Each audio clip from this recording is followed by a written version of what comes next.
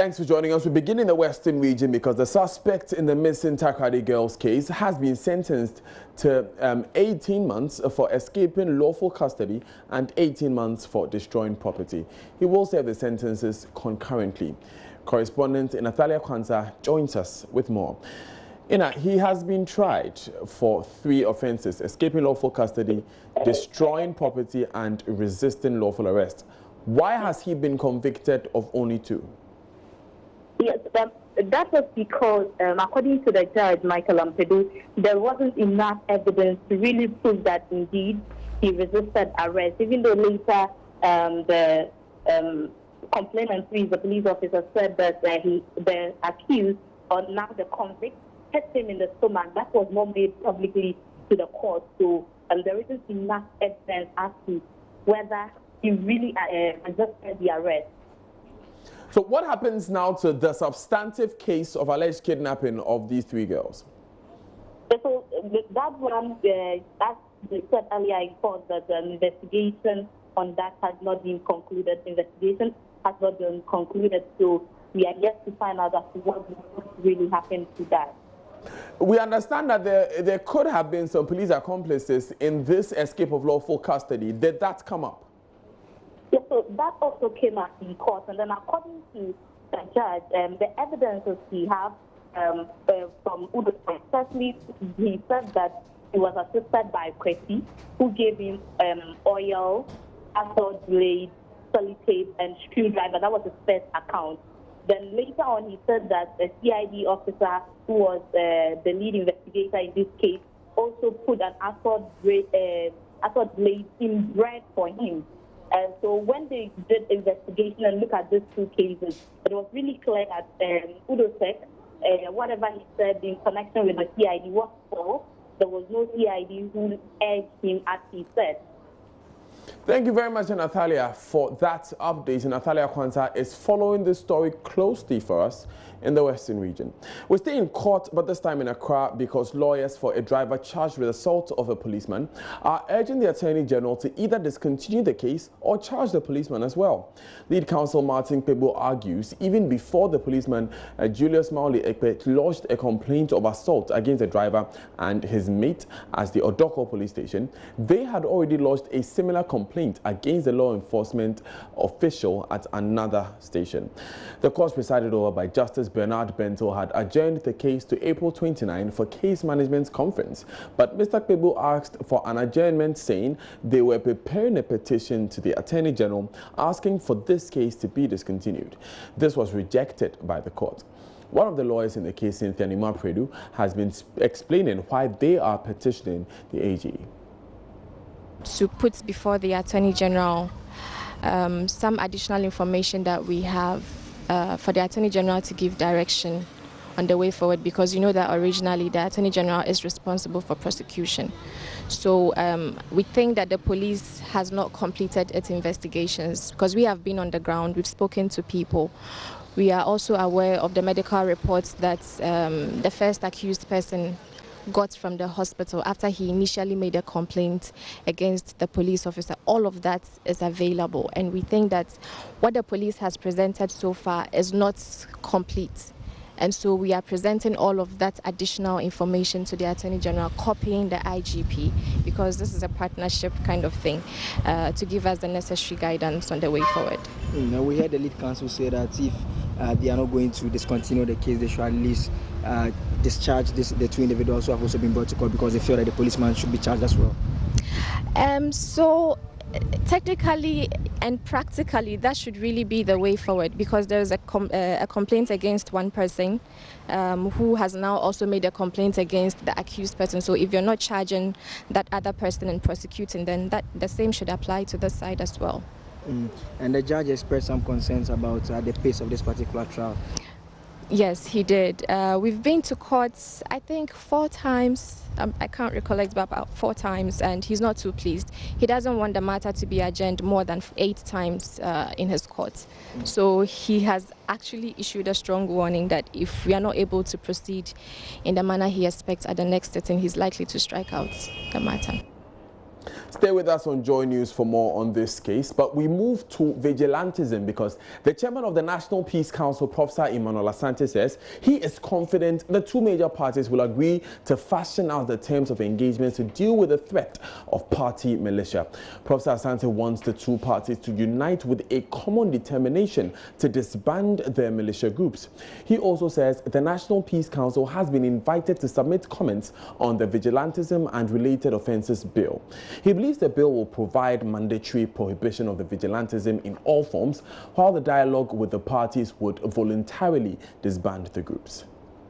We owe it to our people to live up to the values and aspirations that propelled our forebears to fight for the freedoms that we currently enjoy and probably even take for granted. We are known to be a country that respects the rule of law and the fundamental freedoms clearly spelled out in our Constitution. We aspire to have a nation that is committed to making our freedoms meaningful by dismantling all barriers to peace, equality, and socio-economic deprivation. Our political leadership, especially the MPP and the NDC, have a responsibility to contribute to the fulfillment of this aspiration. Vigilantism, no matter what definitions we give, no matter its apparent appeal, is an affront to the people of Ghana.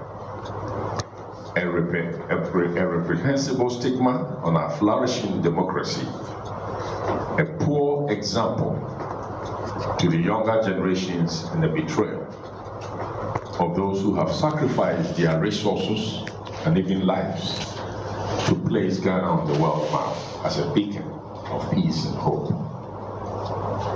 The National Peace Council is confident that the leadership of the NPP and the NDC, who have enjoyed the trust of our people to rule since the beginning of the Fourth Republic, will reflect on Ghana's journey to freedom and come to the inevitable conclusion that our only alternative in the midst of a vicious impediment, vigilantism, is to unite with a renewed and common determination against the phenomenon, because it is fast eroding our hard-won democratic gains and. Now, away from this issue, but still related to political parties, the EC boss, Jean Mentor, is denying reports that the Electoral Commission is planning to create 25 new constituencies. Speaking outside Parliament, she said the issue is not on the agenda. Now, she has been speaking to journalists, including Al Joseph Opoku-Gakpo, who has joined us on the line. First of all, give us some background to this allegation that was made.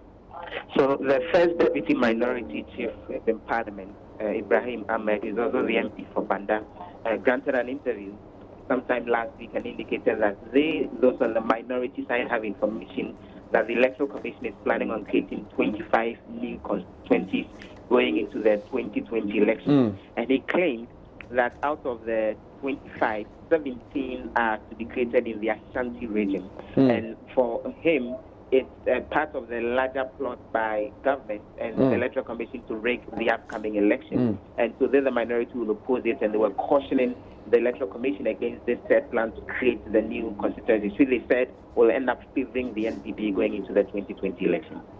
And Madam Jean Mensa says this is not true. She says right now they are focused on preparing for the district level elections, which are coming up in a few months' time. The issue of the creation of new constituencies is something that, in her words, is within their mandate as an electoral commission, but for now it's not on the agenda, and that it's after they are done with the processes in relation to the upcoming district level elections that they may or may not consider any such plan to create any new constituency. We understand she's also been talking about the decision by the commission to limit the upcoming voter registration to district offices only.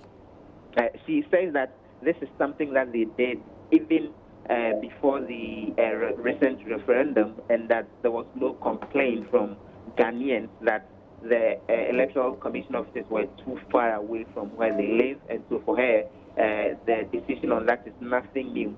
She says that following the decision to run a continuous registration process where people can walk into their offices and pay 5 cedis and get their registration done, which is even earning them a lot of internally generated funds, a lot of people have been taking advantage of some of those processes to renew their voter's ID card. Hence, the decision not to create any such situation for registration across all the various polling stations. But she says, with the concern, she recalls that the NDC in a statement complained about this and demanded that the EC should reverse the decision and open up registration centers across the country. She says, in areas where they see that the Electoral Commission offices are too far away from the various areas, they would consider splitting it up. But for now, they are sticking to their decision to only undertake the limited registration exercise in their various offices.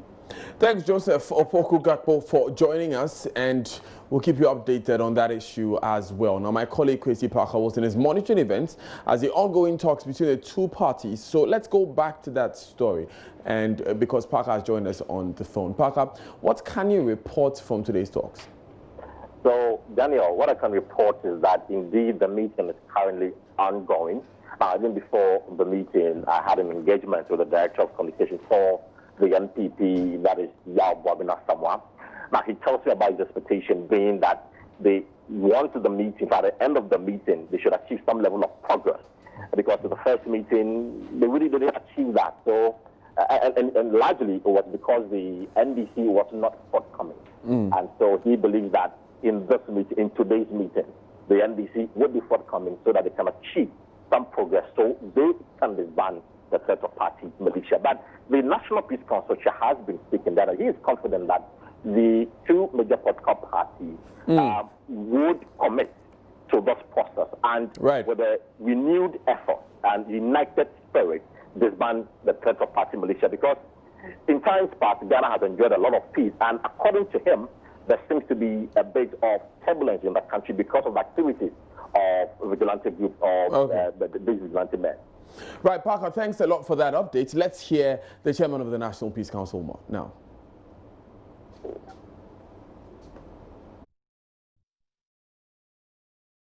Okay, so these are excerpts of the chairman of the National Peace Council's opening statements at the meeting to disband party vigilantism. Now, he says, while we acknowledge the significance of the bill, we wish to stress that its passage and the mediation process are compatible.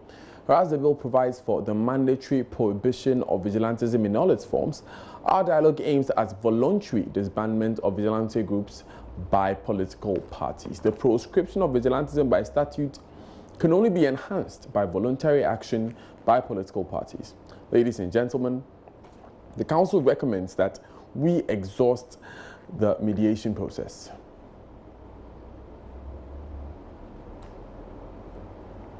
He goes on to say that he is certain that experience, knowledge, and expertise of the parties present will provide important insights on how to strengthen national mechanisms to fight against vigilantism and promote peace in Ghana. You're still live on Joe News today with me, Daniel Daze. We'll take these important messages. We'll be back with more.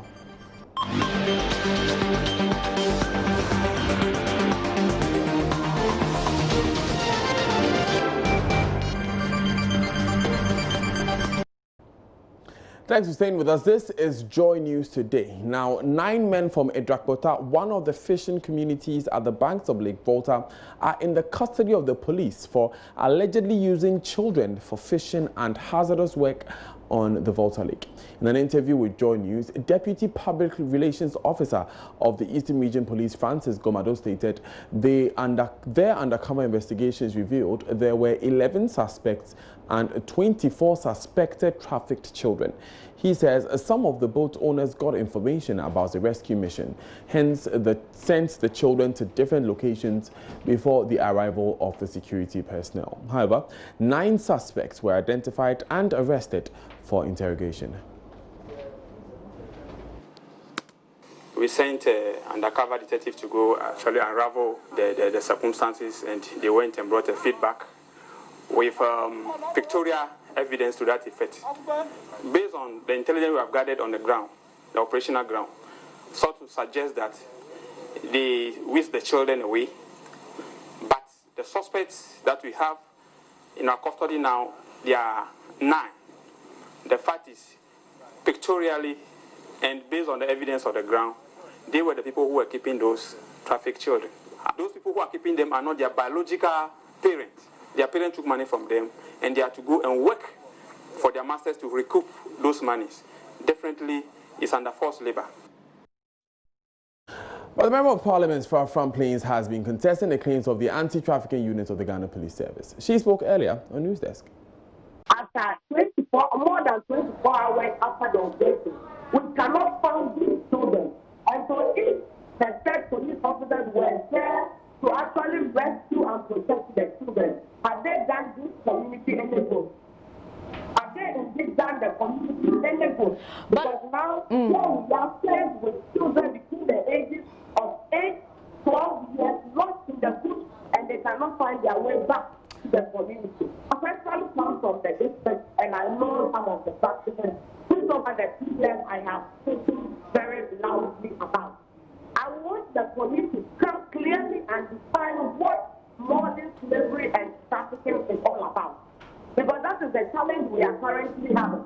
Indeed, because of the lack of understanding of what slavery and trafficking is all about. When you go to the community and the person is sitting with his wife, with his cow, and then he lets the paper over, it's totally agreed. In 2017, I am pleased to report, and I'm sure that when the police take their record, they will find it very clear that when they went on a rescue mission, that was in April 14, I'm not too specific on the date, they rescued about 46 children. Now, where are they? After 1 year of investigation, the police came out and realized that none of those cases were cases of trafficking. And yet, they would have put these children under some sort of trauma. Especially when they are doing this exercise, they go out there shooting around, they actually arrest them under the distance in arms. To education now, and the Cape Coast Technical University is set to roll out a 5-year strategic plan aimed at producing more technically competent persons to support the country's development and industrialization agenda. Speaking as the university's maiden congregation as a fully fledged technical university, the chairman of the Governing Council, Professor Harold Stewart Amonu Kofi, explained that the move is to reduce the country's dependence on expatriates for the execution of projects in Ghana. Richard Kojunyakon was there and filed this report. The 5-year strategic plan, according to the chairman of the Governing Council, is anchored on 5 pillars, namely quality teaching and learning, research and innovation, infrastructure development, enhanced student welfare, community outreach and institutional capacity.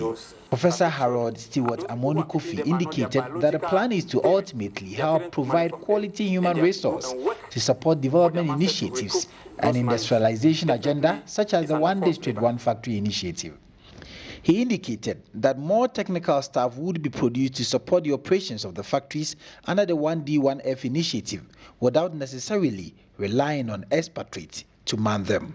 Technical university education in Ghana today has become more relevant as the government aggressively pursues its One District, One Factory policy.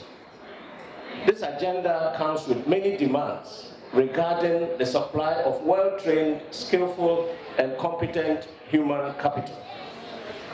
Unless we can provide the needed manpower with the requisite knowledge in industry and other sectors of the economy, there remains the threat that many of the job openings created through this initiative might be taken over by expatriates to the detriment of our own people.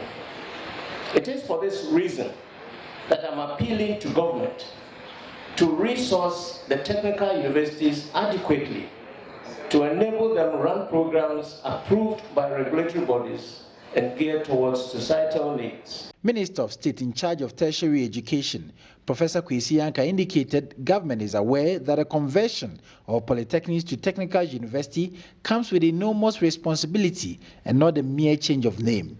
He assured government was committed to the provision of the needed support to the technical universities to make them live up to their mandate.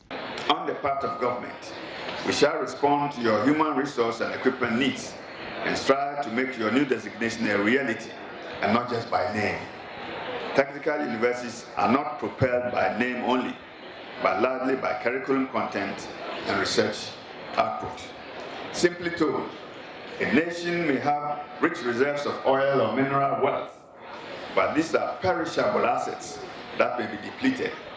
The country's safest and most sustainable assets are indeed the knowledge industry. Acting Vice Chancellor of the Cape Coast Technical University, Professor Owusu Achian, assured the people of Cape Coast the university's resolve in dealing with the unemployment issues in the metropolis by offering practical training to the youth to help them create their own jobs. Richard Kwejenyahakon, Joy News, Cape Coast. So an issue making rounds on social media now, and until 3 weeks ago, you could take as many photos on the beautiful, iconic Adome Bridge at Atimpoku in the Eastern region without paying. But that is now a thing of the past because the Isojamine District Assembly has classified the bridge as a tourist site. Commuters and revelers will now be charged a fee for taking photos, even selfies. More in this report.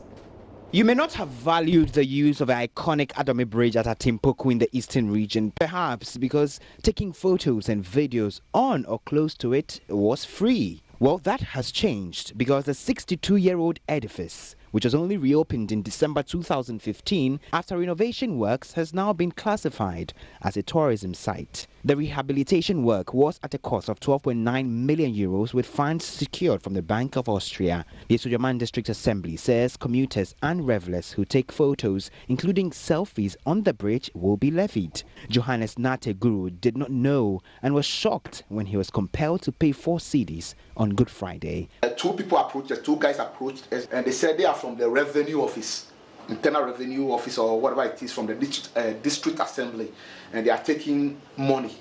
And I asked them money for what? And they said money for, they asked me first what I was coming to do, and I said, well, I want to take some pictures or maybe some video shot. And they said now we are paying, they are paying. So if you want to take pictures on the bridge, you will pay 2 cedis per person. So they have their receipt book and everything. So there we argued for a while, and I paid 4 cedis because I went there with 2 cars. So I paid for them. Why has it become necessary to charge these fees? Chief Executive Officer of the Ghana Tourism Development Company, Kwejo Entry, has been explaining on Showbiz A to Z on Joy FM. The Adome Bridge is a property of the Ghana Highway Authority. Recently, you all recall there was some work done on it. It required that the bridge was closed. Some money had to go into putting it back up. And once that was done, apparently there are some outstanding bills that were incurred by the Assembly. And so the Assembly, working with the Ghana Highway Authority, decided that as part of recruiting part of the cost, they would want to charge patrons who want to take photographs or have, once it's become a designated tourist site, the same way you would want to take pictures at the Eiffel Tower and pay for, or the London Bridge for that matter. I guess that's the spirit. Well, the Tourism Development Company says it has identified and earmarked some other structures in and around the bridge, which will soon be developed. There's a general plan by us in the authority or the industry to expand some facilities we have identified there and to list it fully as a tourist attraction. Some entertainment watchers are, however, critical of the move. Well, now you know, all you selfie lovers. One at the iconic Adome Bridge from now will cost you some money. Finally got to the other side of the bridge. So this is the only bridge that you can use to cross the lake from the other side to this side. So in case you're traveling to Volta or Picky and you're using the Akosombo road, this is the only bridge that you can use. Well, it's a good thing we got a few shots before they started charging. But let's talk about somewhere you won't be charged for taking pictures. Talking about Tudu in the Central Business District. I guess you are wondering how this place would qualify to be a tourist site. But a young man is gradually turning this market area into a tourist destination. How? Nancy Emefa-Jodosi has the answers. Driving through the fairly clean city of Accra, my attention is drawn to this picturesque wall in the heart of Accra, Tudu specifically. Onlookers, traders and hawkers are mesmerized by the beautiful artwork. The artwork depicts a typical busy scene of Accra. Like magnet, many people are drawn to the walls. Like the motif of the pictures here, the motif, patterns and everything, the paints and stuff, so I just like it. What's particular about this drew your attention to it? It's like being in a market, looking at the picture is describing the Mokola market, and officially we are here. So that's how the thing is going like. Yeah, I'm actually a big fan of graffitis, this kind of artistic paintings. So when I saw it, I was like, I want to really have memories when I go home so that I can actually show it to someone about how nice the pieces are. Cornell is a tourist from the United States. He also is captivated, takes a photo and stays for a while to admire the artistic display. Here, just on vacation. I had a couple weeks to take off, so I just came to Ghana. I wanted to finally visit the motherland. And I just happened to be walking through the market and, I saw this beautiful picture and it caught my eye from across the street. And I just, was compelled to take a couple shots, because everybody back home, they are like, take photos. We're living vicariously through you, so take as many photos as possible. This will definitely attract a lot of artists. If you have great art everywhere, that'll attract artists from all over the world. Shortly, the artist responsible for this work shows up. Mohammed Awudu has been doing this for years.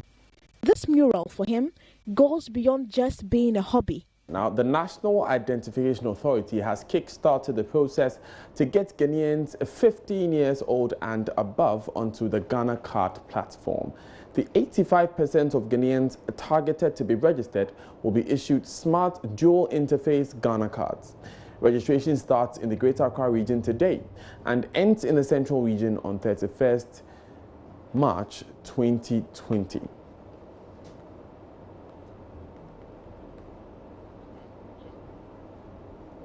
We'll take these important messages. Up next is a business, and Emmanuel Abajuaf will be telling you how. Gold Coast Fund Management Limited says a recent directive by the SEC to cease collection of funds could collapse the company.